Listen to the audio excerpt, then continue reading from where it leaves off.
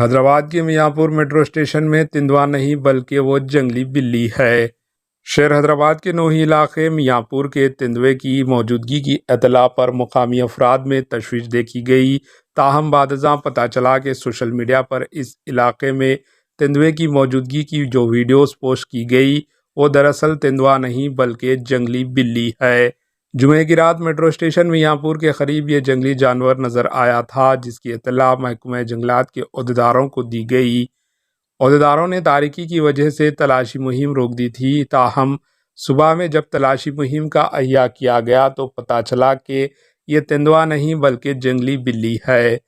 تعمیراتی مزدوروں نے اس جنگلی جانور کی موجودگی کی اطلاع سب سے پہلے دی تھی۔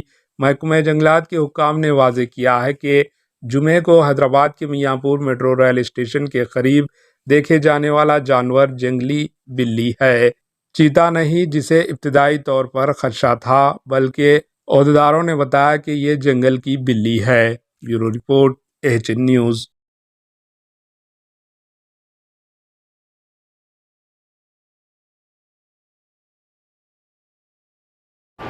AHN نیوز کو لائک کریں، شیئر کریں اور سبسکرائب کرنا نہ بھولیں۔